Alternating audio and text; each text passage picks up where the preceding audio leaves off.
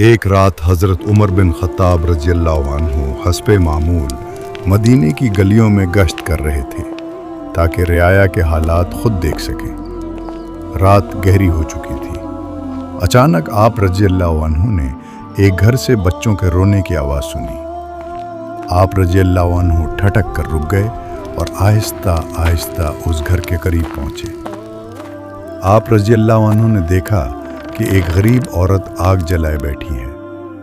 چولہے پر ایک ہانڈی رکھی ہوئی ہے اور اس کے گرد اس کے چھوٹے چھوٹے بچے بھوک سے بلک رہے ہیں۔ حضرت عمر رضی اللہ عنہ نے عورت سے پوچھا، اے اللہ کی بندی، یہ بچے کیوں رو رہے ہیں؟ عورت نے بے بسی سے جواب دیا، بھوک کی وجہ سے۔ حضرت عمر رضی اللہ عنہ نے پوچھا، ہانڈی میں کیا پکا رہی ہو؟ عورت نے کہا، اس میں کچھ بھی نہیں، بس پانی ہے۔ میں نے ہانڈی اس لیے چڑھا بھی ہے تاکہ بچے یہ سمجھیں کہ کھانا پک رہا ہے اور تھک کر سو جائیں۔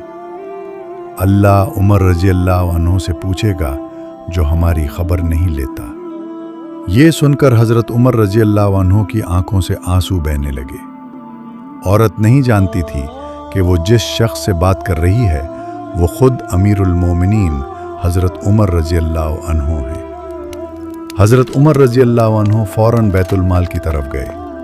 آٹا، گھی اور کچھ سامان خود اپنی پیٹھ پر اٹھایا۔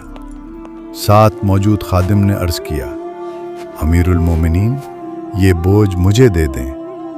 حضرت عمر رضی اللہ عنہ نے فرمایا، کیا قیامت کے دن بھی تم میرا بوجھ اٹھاؤ گے؟ پھر آپ رضی اللہ عنہ خود وہ سامان اس عورت کے گھر لائے، چولہا جلایا، آٹا گوندھا اور اپنے ہاتھوں سے کھانا پکایا، یہاں تک کہ بچوں کو پیٹ بھر کر کھلایا۔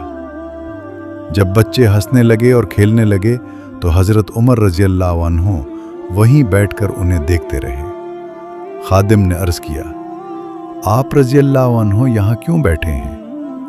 حضرت عمر رضی اللہ عنہ نے فرمایا، جب میں آیا تھا تو یہ بچے رو رہے تھے اور میں چاہتا ہوں کہ جب یہ ہنسیں تو میں خود دیکھوں۔